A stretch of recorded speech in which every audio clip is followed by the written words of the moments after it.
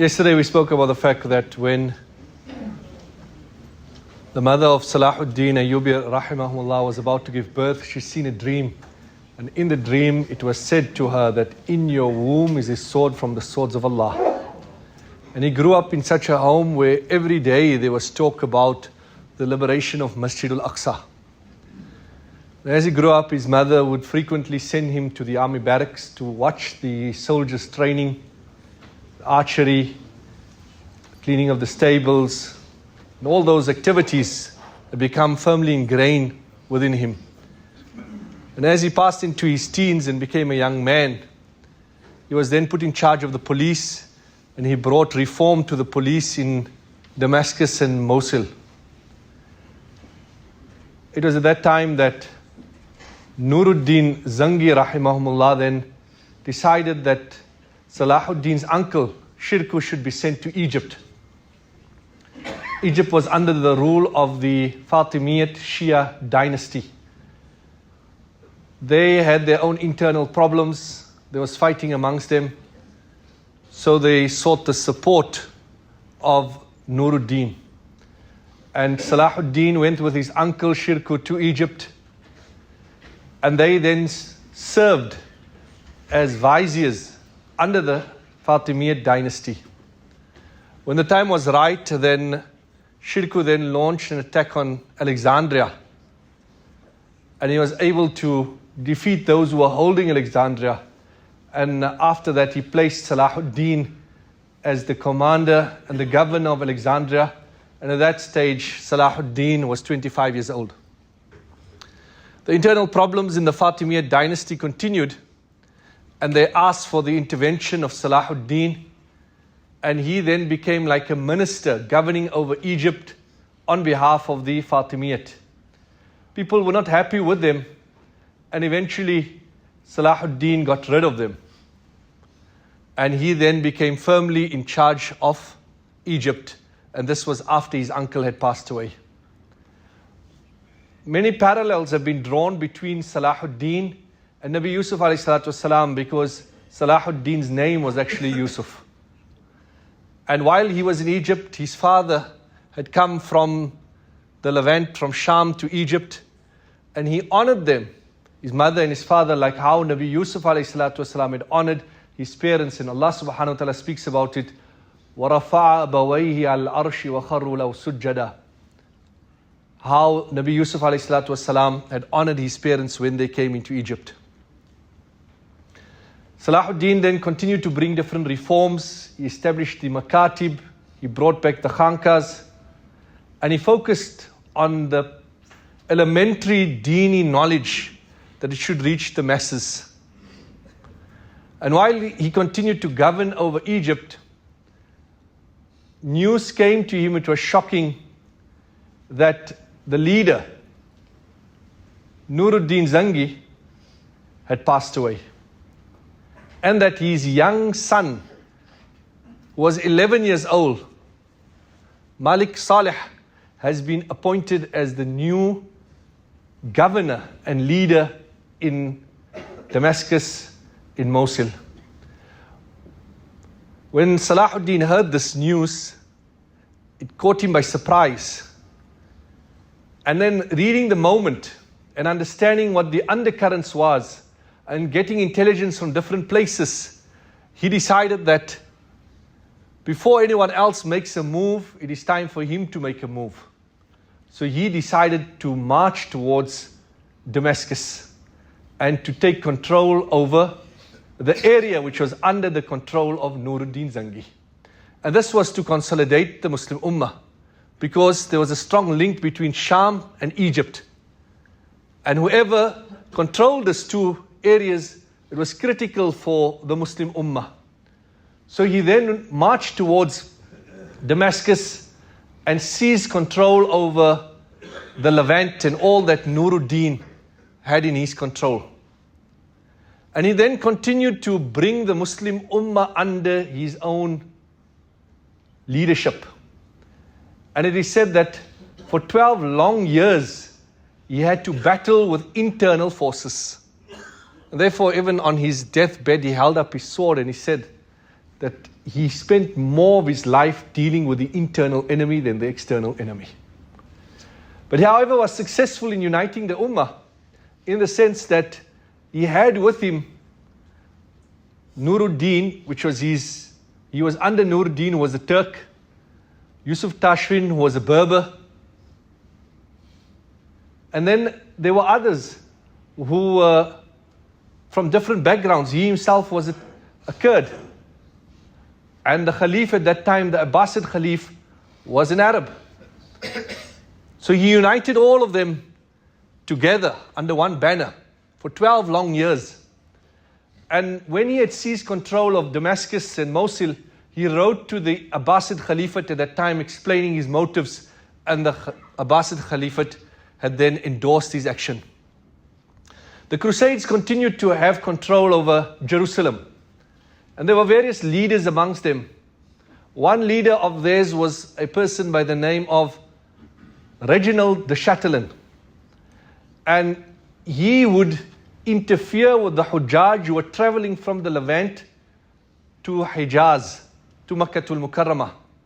And one occasion when he stopped a Muslim army and he ruffled them up, and then he said certain derogatory comments. And when they tried to resist, he then said that, why don't your Muhammad come help you now? We're going to march to Mecca and Medina, and we will destroy the Kaaba and exhume the body of Muhammad. Na'udhu billah. When Salahudien, rahimahumullah, had heard about this, he swore an oath that he will deal with this man himself, that he will kill him with his own hands. After bringing all these Muslim regions under the control of Salahudien, he now thought it suitable to make his move towards Jerusalem. And at the same time, the Crusaders also sensed the danger, and they started gathering together and rallying behind what they termed as the true cross. The cross which they believed was the cross on which Nabi Isa alayhi salatu wasalam, Jesus, was crucified. That was very sacred to them, and they saw that as something, as a sacred relic which they kept with them, taking holiness from it. Salahuddin's army then marches towards the south, towards Al-Quds, Jerusalem. And this is in around 581 after Hijrah. So at this stage, Salahuddin is roughly 51 years old. And with the Crusaders sensing his coming, they also marched towards him. He used immense strategy and thinking that he positioned himself by Lake Tabariya. Now the path for them to get to him was a rugged terrain without any water, and he knew this. And it was through some valleys that they had to pass. So he drew the army towards him on a very rugged path where there was no water for them. And he positioned his archers on the mountain that they should fire arrows at the army of the Crusaders. And it was extreme heat at the time. Eventually, the two armies came together at a place called Hattin. It was between two mountains. And by the time the two armies had come together, the Crusaders were already demoralized because of the journey towards this particular place was a difficult one. They had no water, and there were already skirmishes against them. On the other hand, Salahuddin had chose the flat ground for his army, and he had also chose a place where there was a watering hole. The two armies then met on the plains of Hattin, and there were three leaders from the Crusaders. There was a person by the name of Raymond, who was the king of Tripoli. Then there was the one that we referred to, who was Reginald.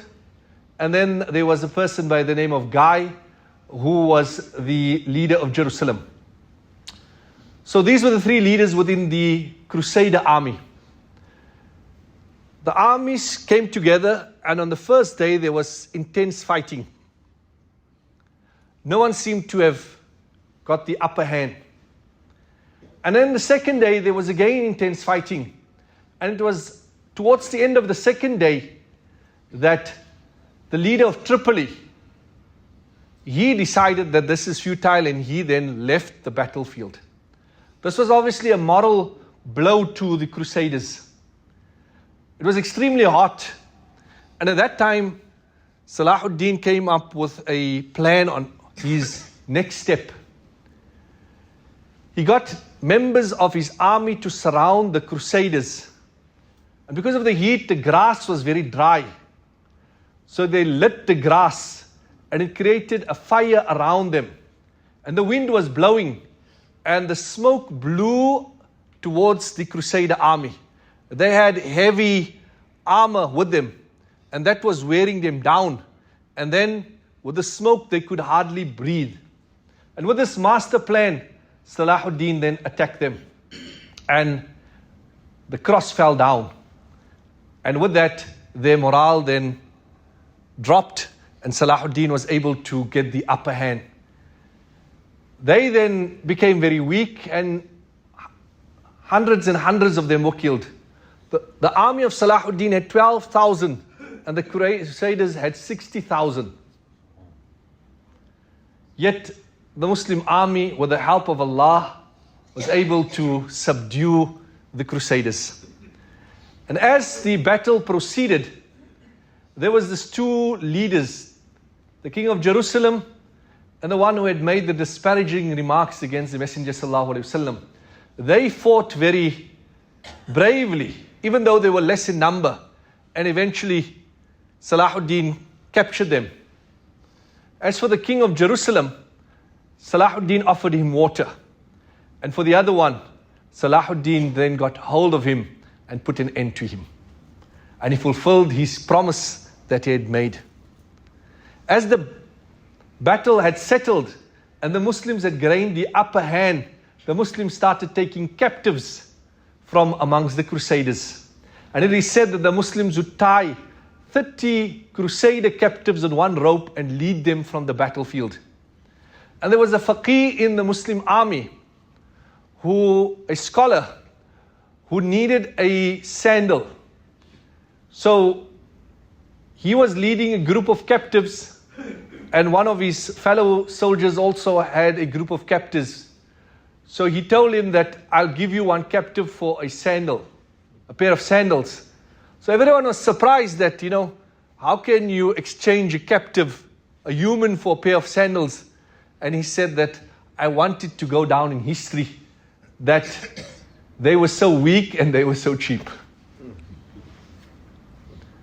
Imam Dhahabi rahimahumullah, after commenting about the battle of Hattin, he said that this was the greatest victory that the Muslims had attained in the Levant after the battle of Yarmouk, in which Sayyidina Khalid radiallahu anhu had overcome the Romans. And Ibn Athir says that with this particular victory, Salahudien had then enshrined his name in the annals of history amongst the great leaders. This then paves the way towards the liberation of Masjid al-Aqsa. And inshallah tomorrow we'll focus on the liberation of Masjid al-Aqsa and some of the key achievements of Salahudien and lessons that we can take from his final moments. May Allah Rabbul Izzah shower His mercy on all the great saviors of the Deen of Islam.